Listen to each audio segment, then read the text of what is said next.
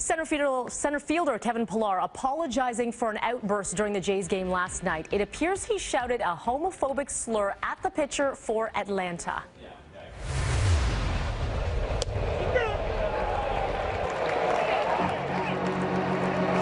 Now, it happened in the 7th inning.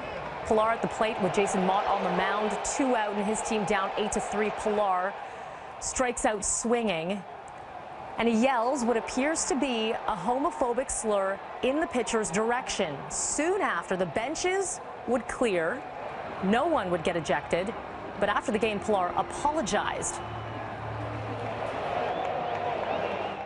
I don't know, it was immature, it was stupid, it was uncalled for, it's part of the game. It just, I'm a competitive guy, and heat of the moment. Obviously I'm gonna do whatever I gotta do to reach out, and apologize and let him know that he didn't do anything wrong, it was on me.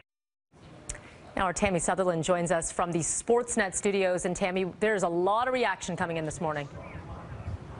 There is, especially about that apology. Some saying that it was not very heartfelt, especially because he said it was part of the game, and as well, he didn't mention the LGBT community at all within the apology. Now, just moments ago, we actually spoke to Hugh Burrell here from the Brady and Price show on Sportsnet, the Fan 590. He says, of course, this is not the first time that this thing has happened with the Blue Jays.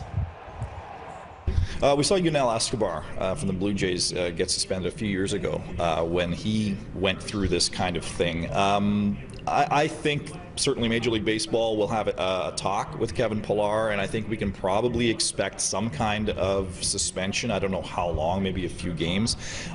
They're going to want, Major League Baseball is going to want to be seen as being proactive and strong on this issue. This is a zero tolerance thing. Now, back in 2012, Yunel Escobar did receive punishment. He was suspended for 3 days without pay. No word yet on whether or not Pillar will receive anything similar at this point. But back in 2012, the Jays did say that they had a zero tolerance policy for this kind of slur being mentioned during the game in their locker room or anywhere else involving their players. We'll see how that pans out throughout the day. Mel, I'll send it back to you. Thanks so much for that, Tammy. Well, a shocking sudden death in the music industry overnight. The lead singer of Soundgarden, Chris Cornell, has died just hours after performing at a concert in Detroit. He was just 52 years old.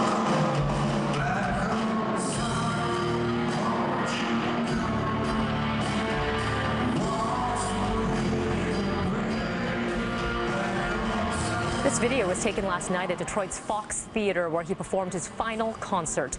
In a statement, reps say that his passing was sudden and unexpected. So far, no cause of death has been released.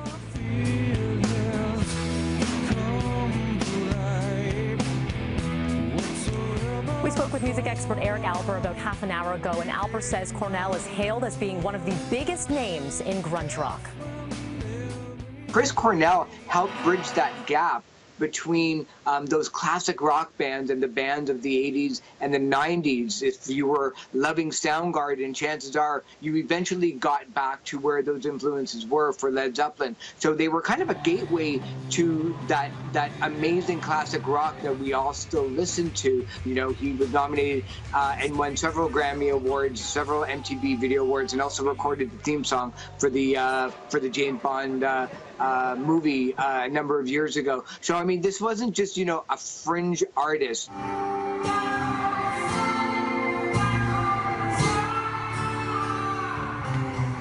Cornell last performed here in Toronto in 2015 at Massey Hall. Soundgarden supposed to headline a concert tomorrow in Ohio. He leaves behind 2 daughters and 1 son.